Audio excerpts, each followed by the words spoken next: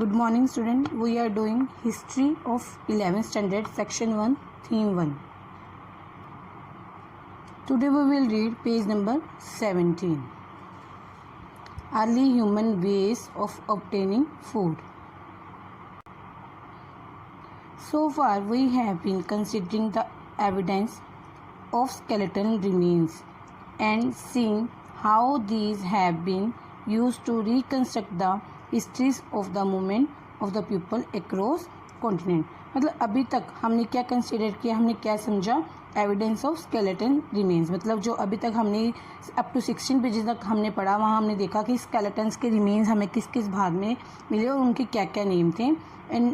और उन्होंने कॉन्टिनेंट के आर पर जो लोगों की मूवमेंट थी उसकी हिस्ट्री को कैसे रिकन्स्ट्रक्ट किया, कैसे द्वारा हमारे सामने, मतलब लोगों की पुरानी याददाश्त को हमारे सामने दिखाया, कैसे वो हिस्ट्री इतिहास को हमारे सामने दोहराया.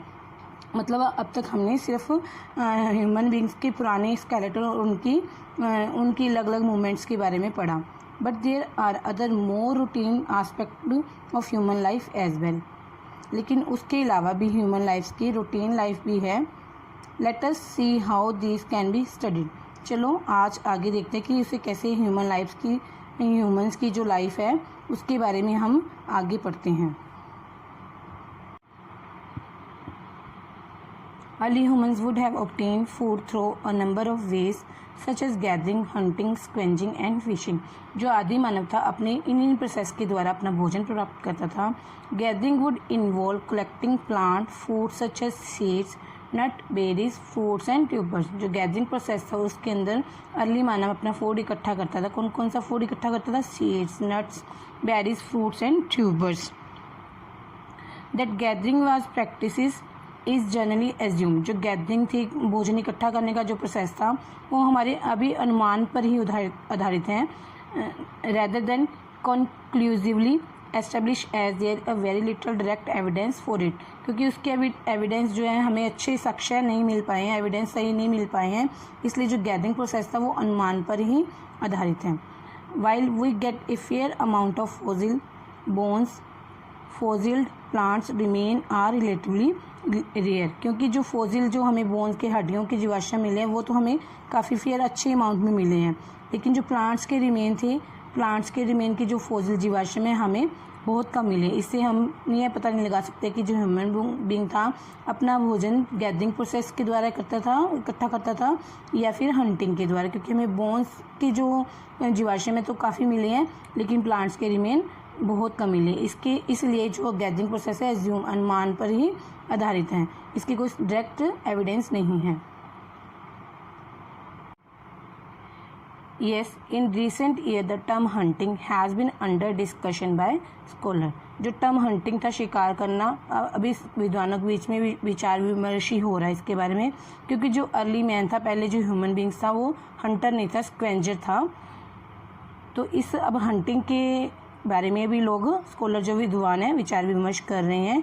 Increasingly, it is being suggested that the early hominids scavenged or foraged for meat and marrow from carcasses of animal that had died naturally or had been killed by other predators. Firstly, I will explain the meaning of two words, forage and predators. Foraging means to search for food, मतलब भोजन की तलाश में इधर उधर घूमना. Predator मतलब हिंसक, दूसरे हिंसक जानवर. नाउ जो अर्ली मैन था वो होमिनिड्स या तो स्क्वेंच था या फोर्स था. मतलब या तो मरे हुए जीव जंतुओं को खाता था या फिर अपनी भोजन की तलाश के लिए इधर घूमता रहता था. Force for meat and marrow for the carcasses of animal that died naturally or had been killed by other predators. मतलब अपने मीट के लिए घूमता, जो कि ऐसे एनिमलों को खाता जो नेचुरली डाइड, मतलब प्रकृति के द्वारा अपने आप ही मरे होते थे, या फिर प्रीडेटर्स के द्वारा, दूसरे हिंसक जीव जंतुओं द्वारा उन जानवरों को मारा होता था और उनको वह खाता था. It is equally possible that small mammal such as rodents, birds, reptiles and even insects were eaten by the early hominids. मतलब अर्ली होमिनिड्स ये चीज़ें भी खाता था, rodents, birds, reptiles and even insects. Student, I want to clear one thing here. जो early man जो था पहले जो पौधे वगैरह मतलब फल फ्रूट इसलिए नहीं खाता था क्योंकि उस समय इतनी फैसिलिटी नहीं थी, उस समय पेड़ पौधे कम उगते थे, फल फ्रूट कम होते थे, इसलिए जो अर्ली मैन था वो सीक्वेंस था, मतलब जब मरे हुए जीव जंतुओं को खाता था या फिर बाद में उसने शिकार भी करना शुरू कर दिया था। लेकिन जैसे जैसे पेड़ पौधे उगते गए ज़मीन पर तो धीरे धीरे अर्ली मैंस ने मांस खाना छोड़ दिया और ज़्यादा से ज़्यादा फूड पेड़ पौधों पर डिपेंड होना शुरू कर दिया। Let's continue.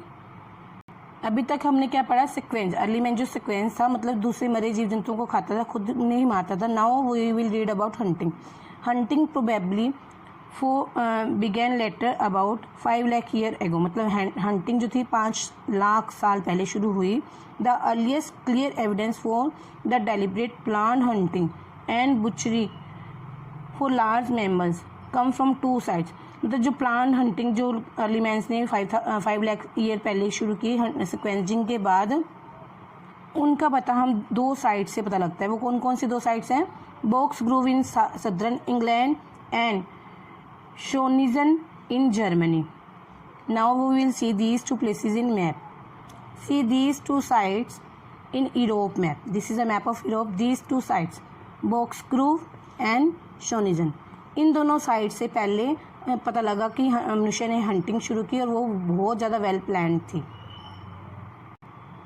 Fishing was also important. Fishing भी इम्पोर्टेंट थी, मछलियाँ पकड़ना भी बहुत इम्पोर्टेंट था।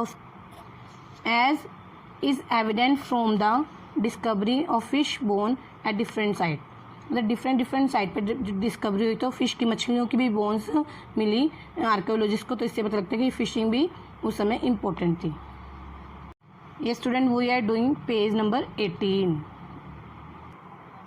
Now from about 35,000 year ago there is evidence of plant hunting from some European site.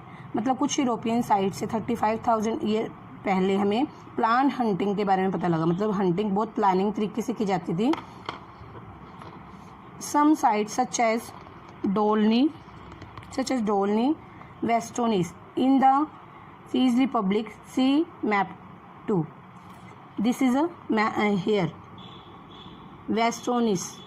Here it is here we have found the evidence of 35,000 year ago that the hunting was very planned. This place Westonis, this place which was near the river, नदी के पास था, seem to have been deliberately chosen by early people.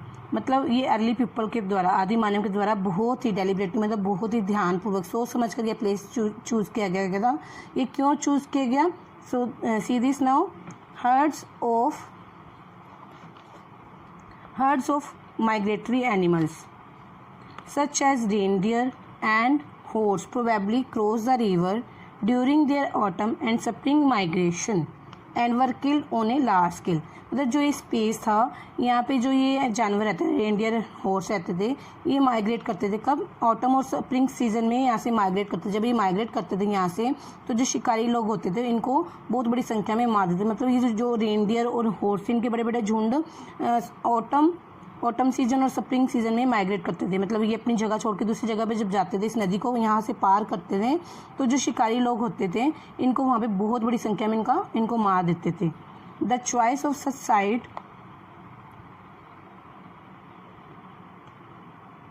indicate that people knew about the movement of these animals and also about the means of killing large number of animal quickly. क्योंकि ये site इसलिए choose की गई, ये वाली site इसलिए choose की गई क्योंकि लोगों को पता था कि यहाँ से बहुत सारे झुंड जो है हॉर्स और रेंडियर के जाएंगे और वो एकदम से अटैक करेंगे, तो बहुत बड़ी संख्या में वो उनका शिकार कर सकते। मतलब वो बहुत वेल प्लान तरीके से हंटिंग करते थे उनके।